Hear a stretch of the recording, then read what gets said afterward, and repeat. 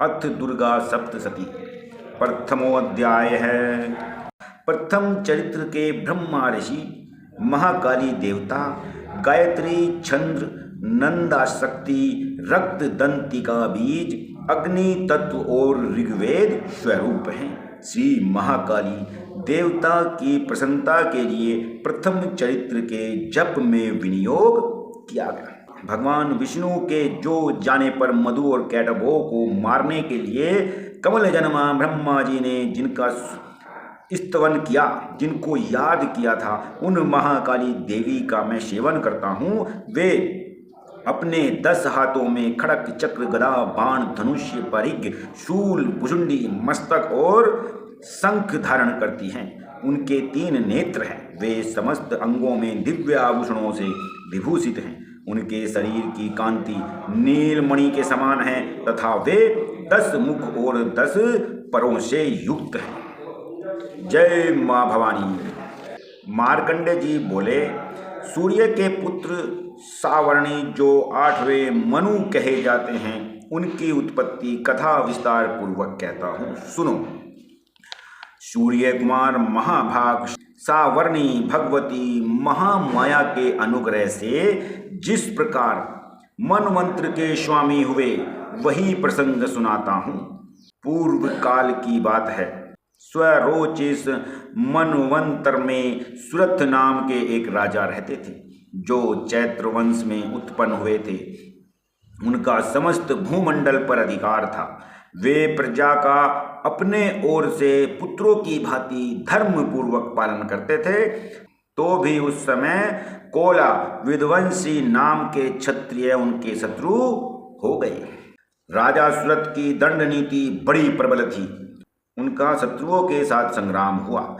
यद्यपि कोला विध्वंसी संख्या में कम थे, तो भी राजा सुरथ युद्ध में उनसे परास्त हो गए। तब वे युद्ध भूमि से अपने नगर को लौट आए और केवल अपने देश के राजा होकर ही रह गए। समूची पृथ्वी से अब उनका अधिकार जाता रहा, किंतु वहां भी उन प्रबल शत्रुओं ने उनका पीछा नहीं छोड़ा। उस समय महाभाग राजा सुरथ पर आक्रमण महाअग्र भी कर दिया।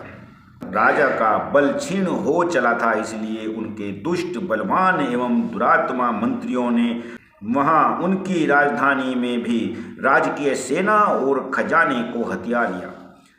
सुरथ का प्रभुत्व नष्ट हो चुका था, इसलिए वे शिकार खेलने के बहाने घोड़े पर सवार होकर वहां से अकेले ही एक घने जंगल की तरफ चल पड़े। वहां उन्होंने विप्रवर मेधा मुनि का आश्रम देखा, जहां कितने हिंसक जीव अपनी स्वाभाविक हिंसावृत्ति छोड़कर परम शांति भाव से रहते थे। मुनि के बहुत से शिष्य उस वन की शोभा बढ़ा रहे थे। वहां जाने पर मुनि ने उनका सत्कार किया और वे उन मुनि श्रेष्ठ के आश्रम पर इधर उधर विचरते हुए कुछ काल तक रहे। फिर ममता से आकृष्ट चित्त होकर वहां इस प्रकार चिंता करने लगे, पूर्व काल में मेरे पूर्व जनों ने जिसका पालन किया था, वही नगर आज मुझसे रहित हो गया है, मेरे बिना ही है। पता नहीं मेरे दुराचारी भृत्यगण उसकी धर्म पूर्वक रक्षा कर भी रहे हैं या नहीं। जो सदा मद की वर्षा करने वाला और सूरवीर था, वह मेरा प्रधान हाथी भी शत्रुओं के अधीन होकर न जाने किन भोगों को भोगता होगा।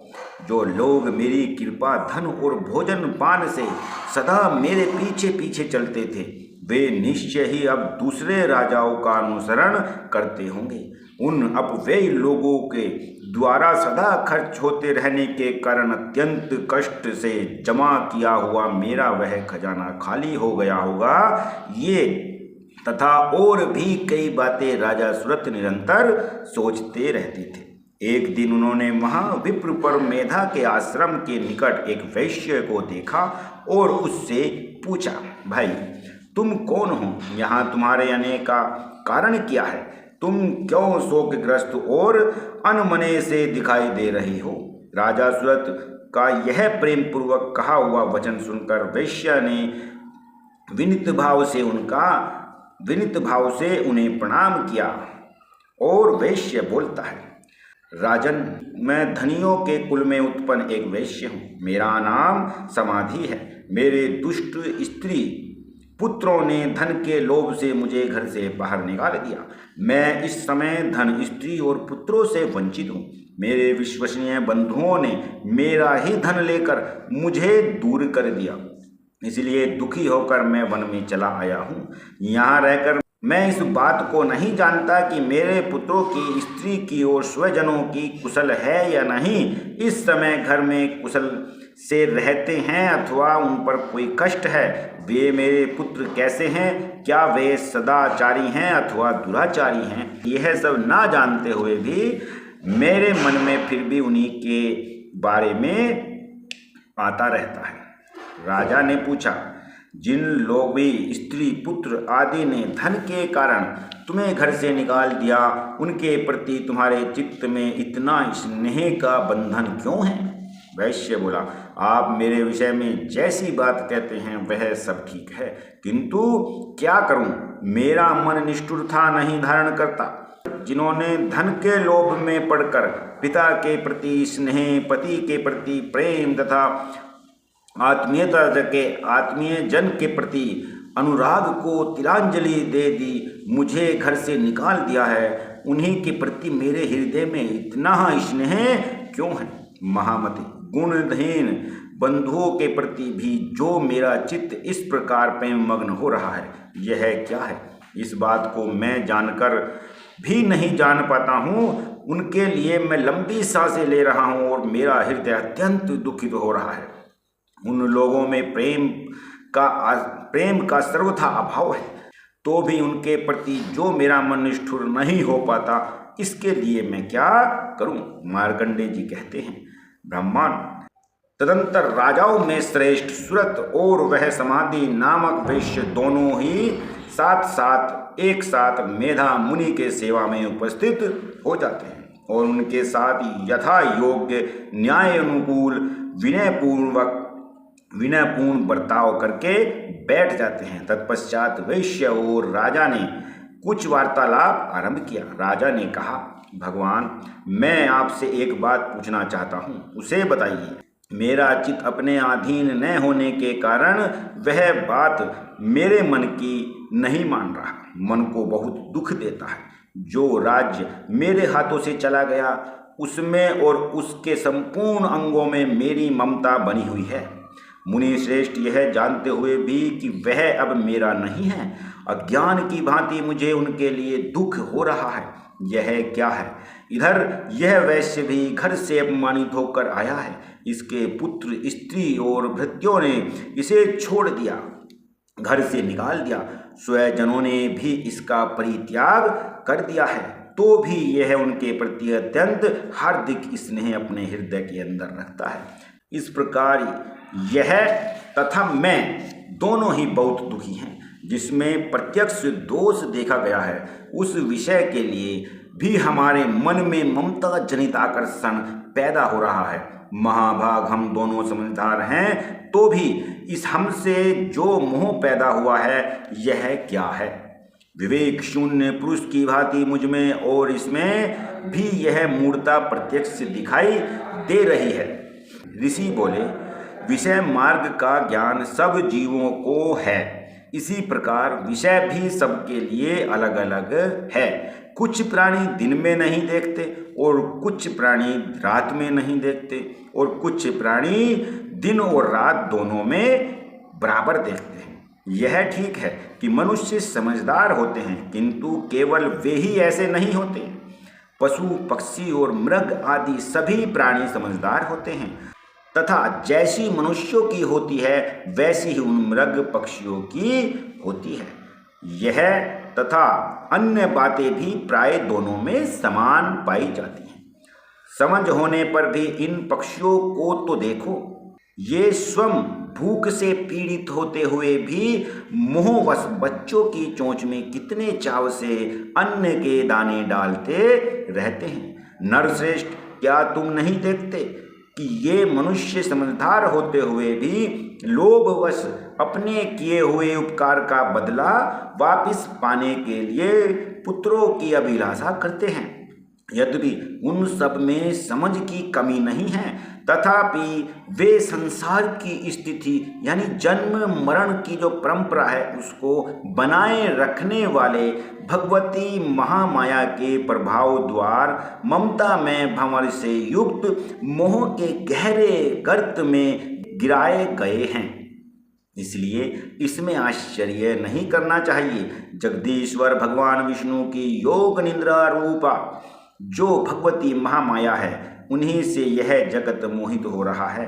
वे भगवती महामाया देवी ज्ञानियों के भी चित्त को बलपूर्वक खींचकर मोह में डाल देती। वे ही इस संपूर्ण चराचर जगत की सृष्टि करती हैं तथा वे ही प्रसन्न होने पर मनुष्यों को मुक्ति के लिए वरदान देती हैं। वे ही पर विद्या संसार बंधन और मोक्ष की हेतु भूता सनातन देवी तथा संपूर्ण ईश्वरों की भी अधीश्वर हैं।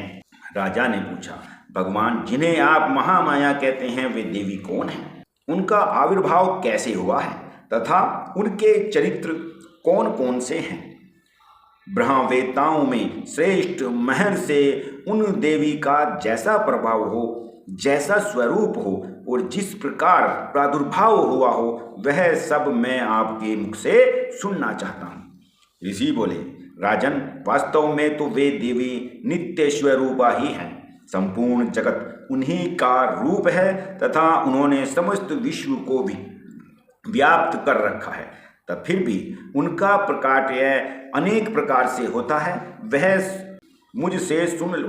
यद्यपि वे नित्य और अजन्मा हैं, तथापि जब देवताओं का कार्य सिद्ध करने के लिए प्रकट होती हैं उस समय लोक में उत्पन्न हुई कहलाती हैं। कल्प के अंत में जब संपूर्ण जगत का एकारण वन में निमग्न हो रहा होता है और सबके प्रभु भगवान विष्णु शेषनाग की शैया बिछाकर योग निद्रा का आश्रय ले सो रहे थे, उस समय उनके कानों के मल से दो भयंकर असुर उत्पन्न हो जाते हैं जो मधु और कैटव के नाम से जाने जाते हैं। वे दोनों ब्रह्मा जी का वध करने को तैयार हो गए। भगवान विष्णु के नाभि कमल में विराजमान प्रजापति ब्रह्मा जी ने जब उन दोनों भयानक असुरों को अपने आसपास या अपनी तरफ आते हुए देखा और भगवान को सोया हुआ देखा तो एकाग्रचित होकर उन्होंने भगवान विष्णु को जगाने के लिए उनके नेत्रों में निवास करने वाली योग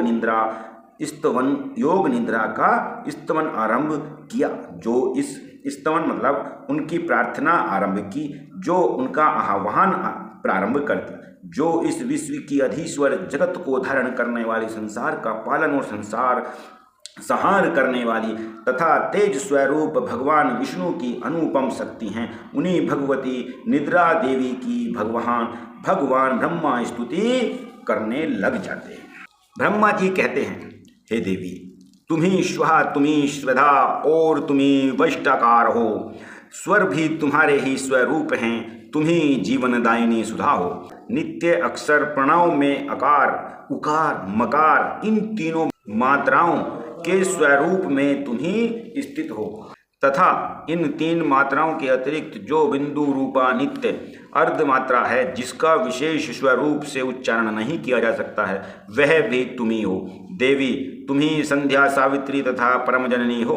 देवी, तुम्ही इस विश्व ब्रह्मांड को धारण करती हो। तुमसे ही इस जगत की सृष्टि होती है, तुम्ही से इसका पालन होता है और सदा तुम्ही कल्प के अंत में सबका अपना ग्रास बना लेती हो। जगन्मयी देवी, इस जगत की उत्पत्ति के समय तुम सृष्टि रूपा हो, पालन काल में स्थित रूपा हो तथा कल्पांत के समय संहार रूपा धारण करने वाली हो। तुम्ही महाविद्या, महामाया, महामेधा, महास्मृति, महामोह रूप महादेवी और महासुरी हो। तुम्ही तीनों गुणों को उत्पन्न करने वाली सबकी प्रकृति हो। भयंकर कालरात्रि, महारात्रि और मोहरात्रि भी तुम्ही हो। तुम्ही श्री, तुम्ही ईश्वरी, तुम्ही ही और तुम्ही बोध स्वरूपा बुद्धि हो। लज्जा, पुष्टि, तुष्टि, शांति और क्षमा भी तुम्ही हो। तुम्ही खड़क धारिणी, शूल धारिणी, घोर रूपा तथा गदा, चक्र, शंख और धनुष धारण करने वाली हो। बाण, भुसुंडी और परिग्र ये भी तुम्हारे ही अस्त्र हैं। तुम सौम्य और सौम्यतर हो। इतना ही नहीं, जितने भी सौम्य एवं सुंदर पदार्थ हैं उन सब की अपेक्षा तुम अत्यधिक सुंदर हो। पर और अपर सबसे परे रहने वाली परमेश्वरी तुम ही हो। सर्वरूप स्वरूप में देवी, कहीं भी सत्य असत्य रूप में जो कुछ वस्तुएं हैं और उनकी सबकी जो शक्ति हैं वह तुम ही हो। ऐसी अवस्था में तुम्हारी स्थिति क्या हो सकती है जो इस जगत की सृष्टि पालन और संहार करते हैं। उन भगवान को भी जब तुमने निद्रा के अधीन कर दिया तब तुम्हारी स्तुति करने में यहाँ कौन समर्थ हो सकता है। मुझको, भगवान शंकर को तथा भगवान विष्णु को भी तुमने ही शरीर धारण कराया है, अतः तुम्हारी स्तुति करने की शक्ति किसी में है। देवी, तुम तो अपने इन उदार प्रभावों से ही प्रशंसित हो। ये जो दोनों दुदर्श असुर मधु और कैटव हैं, इनको मोह में डाल दो और जगदीश्वर भगवान विष्णु को शीघ्र ही जगा दो। साथ ही इनके भीतर इन दोनों महान असुरों को मार डालने की बुद्धि उत्पन्न कर दो। ऋषि कहते हैं, राजन, जब ब्रह्मा जी ने महामधु और कैटव के मारने के उद्देश्य से भगवान विष्णु को जगाने के लिए तमोगुणी के अष्टधात्री अधिष्ठात्री देवी योग निद्रा की स्तुति की, तब वे भगवान के नेत्र, मुख, नासिक, ब्रहा, हृदय और वक्ष स्थल से निकलकर अव्यय भक्त जन्मा ब्रह्मा जी की दृष्टि के समक्ष खड़ी हो गई। योग निद्रा से मुक्त होने पर जगत के स्वामी भगवान जनार्दन उस एकांत के जल में शेष नाग की सैया से जाग उठे।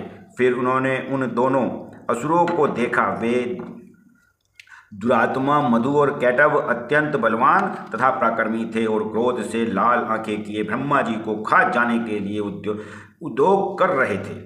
तब भगवान श्री हरि ने उठकर उन दोनों के साथ 5000 वर्षों तक केवल ब्रह्म युद्ध किया।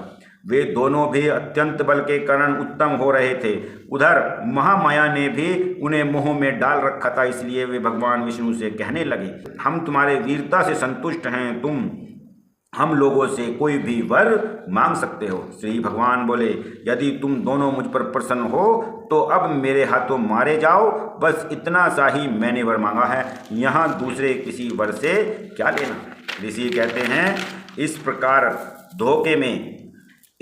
धोखे में आ जाने पर जब उन्होंने संपूर्ण जगत में जल ही जल देखा, तब कल्याण में भगवान से कहा, जहाँ पृथ्वी जल में डूबी हुई न हो, जहाँ सूखा स्थान हो, वहीं हमारा वध कर दो। ऋषि कहते हैं, तब तथास्तु कहकर शंख, चक्र और गदा धारण करने वाले भगवान ने उन दोनों के मस्तक अपनी जांघ पर रखकर चक्र से काट डाले।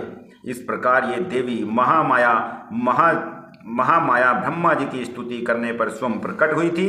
अब पुनः तुमसे उनके प्रभाव का वर्णन करता हूँ, जिसे आप ध्यानपूर्वक सुनो। इस प्रकार श्री मार्कंडेय पुराण में सर्वांगिनी मनवंतर की कथा के अंतर्गत देवी महामत में मधु कैटव वध नाम का पहला अध्याय समाप्त होता है।